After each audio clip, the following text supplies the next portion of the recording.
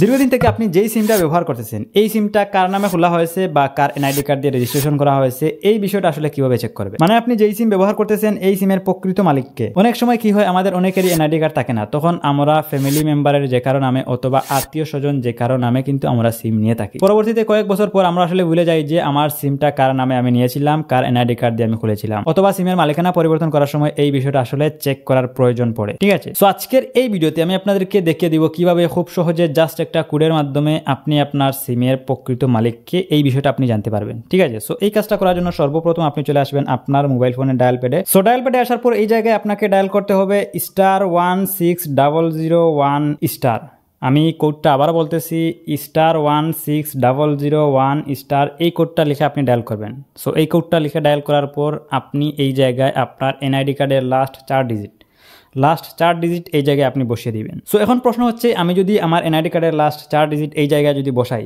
তাহলে তো আমাকে আগে জানতে হবে যে আমার এই সিমটা কোন এনআইডি কার্ড দিয়ে রেজিস্ট্রেশন করা হয়েছে বা কার নামে রেজিস্ট্রেশন করা হয়েছে।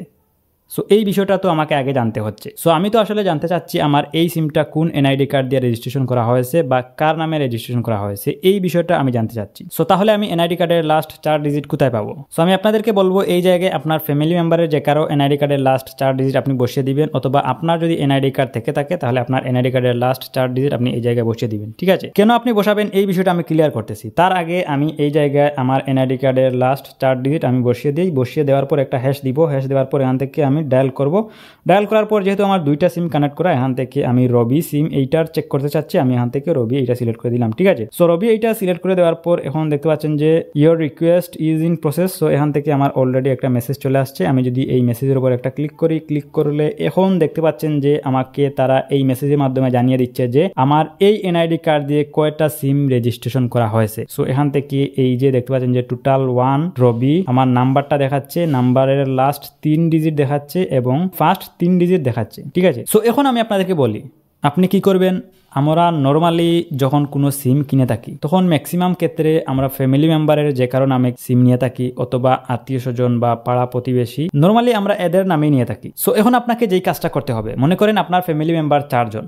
সো এই 4 জনের এনআইডি কার্ড আপনাকে সংগ্রহ করতে হবে। সংগ্রহ করার পর এই 4 জনের এনআইডি কার্ডের লাস্ট 4 ডিজিট আপনাকে একটা খাতায় আপনি নোট করবেন। সো নোট করার পর আপনাকে জাস্ট একটা একটা করে চেক করতে হবে।